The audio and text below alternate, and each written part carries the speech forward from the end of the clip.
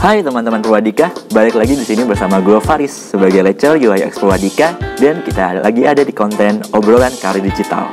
Apa sih sebenarnya obrolan karir digital kali ini? Kita bakal bahas banyak hal tentunya karena kita kemarin udah mulai bosen gak ya ngobrolin tentang gaji dan gaji. Tapi tentunya di balik gaji itu perlu ada bargaining power dulu nih. Gimana kita bisa memenuhi ekspektasi dari para kantor tersebut. Apalagi sekarang udah masukin Q4 nih, mulai udah banyak yang tutup buku para company, atau mungkin juga ada yang kejar deadline, atau mungkin ada project akhir tahun tentunya yang perlu mereka kejar. Di balik banyaknya project tersebut tentunya bakal ada nih kebutuhan-kebutuhan sumber daya manusia ya. Apalagi sekarang digital juga semakin ke depan. Itu bakal aku bahas banyak hari ini, kita obrolin bareng, kita kupas tuntas gimana sih kita punya bargaining power tersebut agar bisa stand out. Oke, check it out. Nah, jadi kita bakal bahas nih bargaining power tadi itu gimana sih sebenarnya, gimana kita bisa menyelesaikan ekspektasi tersebut gitu. Karena yang kita tahu ya, kita udah bahas nih beberapa gaji UI UX designer yang bisa mencapai 6-8 juta untuk fresh grade. Itu juga data diambil dari beberapa alumni Purwadika yang udah ada. Nah, gimana kita bisa mengejar hal tersebut? Yang pertama sejujurnya adalah portofolio. Jadi penting banget nih bagi para UI UX designer itu untuk punya portofolio. Kayak contohnya gimana sih dari portofolio tersebut tuh bisa menjebol ya,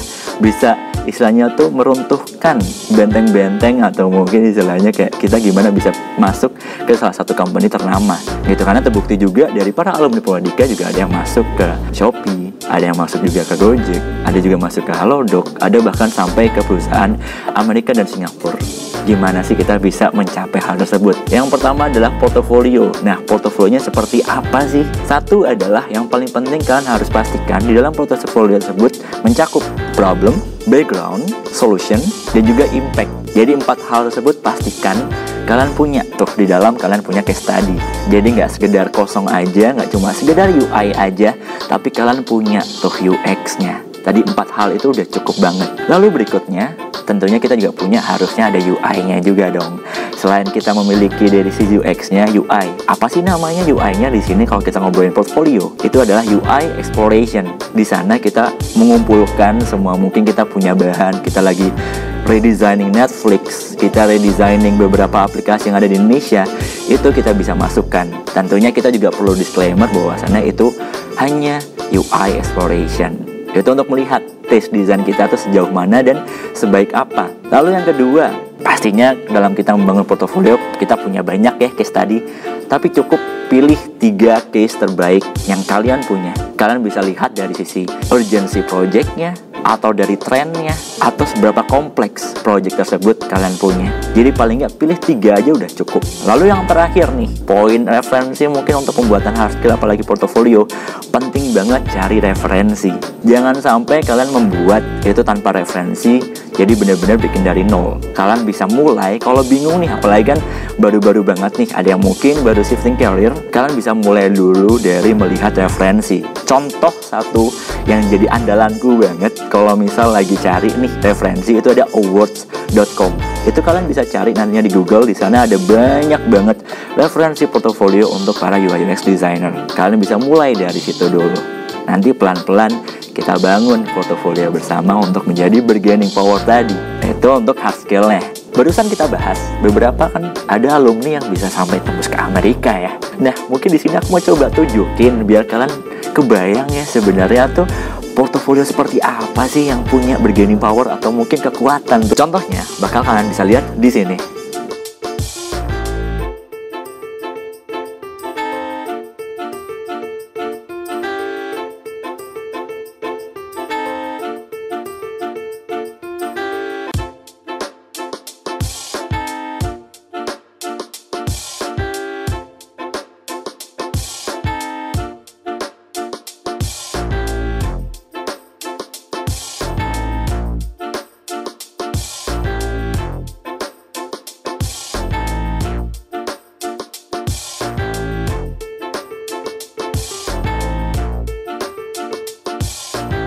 Barusan kita bahas nih mengenai hard skill-nya. Enggak lengkap kalau kita nggak bahas soft skill-nya nggak sih? Dari hard skill kita udah bangun portofolio segala macam, tapi tentunya berikutnya adalah ada proses namanya interview.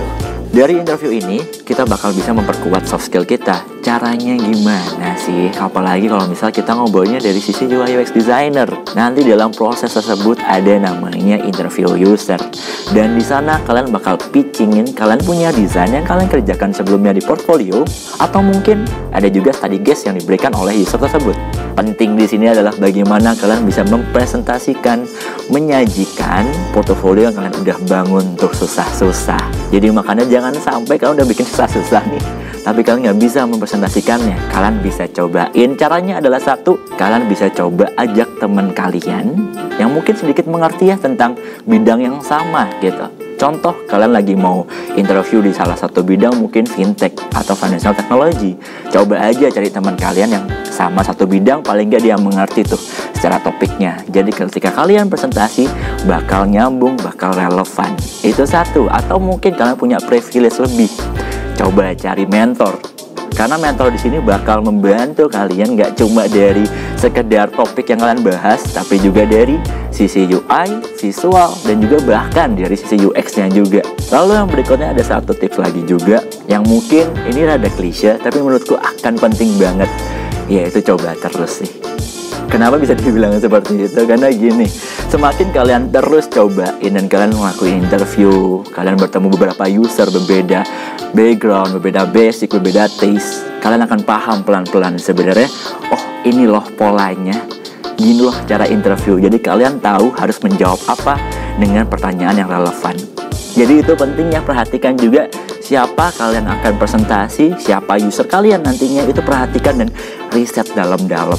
Kalian akan bisa lebih paham banget tuh mengenai dari company itu sendiri. Dan terakhir, ini mungkin jarang dilakukan sama orang-orang karena atas dasar sungkan biasanya. Jadi ada satu, misal kalian udah kirim banyak banget portfolio, kalian udah kirim banyak CV atau resume ke beberapa company, tapi di situ kadang kita nggak dapat balasan ya. Kayak yang kita dapat adalah email maaf seperti itu. Nah, ada satu tips yang mungkin aku bisa berikan, yaitu coba kalian menanyakan apa yang kurang, atau mungkin kalian bisa menanyakan feedback HR misalnya. Kena tanyakan kenapa sih sebenarnya kok aku mungkin ada yang kurang atau gimana, kalian bisa tanyakan. Ada beberapa company tentunya bakal menjawab, dan dari situ kalian tahu sebenarnya di mana sih dari portofolio kalian itu yang miss. Dari situ kalian bisa perbaikan lagi, dan istilahnya kalau di UX itu namanya iteration. Jadi portofolio kalian semakin kesini semakin sempurna dan semakin baik lagi. Oke, jadi barusan sudah aku bahas dan kita sudah ngobrol, diskusi mengenai bagaimana sih bargaining power itu bisa menyesuaikan dengan ekspektasi para company ini. Dan juga tadi tentunya adalah gaji ya.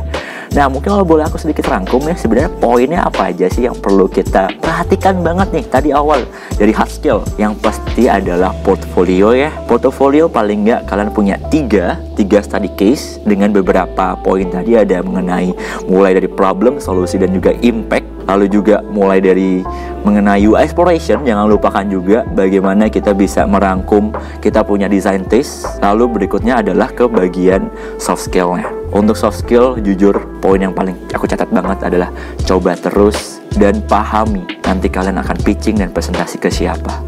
Nah, harapannya apa sih dari video ini, dari obrolan kita barusan? Harapannya adalah semoga aja nanti kalian punya bargaining power yang mencukupi dan juga mumpuni ya, atau bahkan melebihi ekspektasi dari kalian, dan nantinya kalian juga bisa mengejar ya beberapa dream job kalian bahkan sampai ke luar negeri. So that's it from me, Faris. See ya.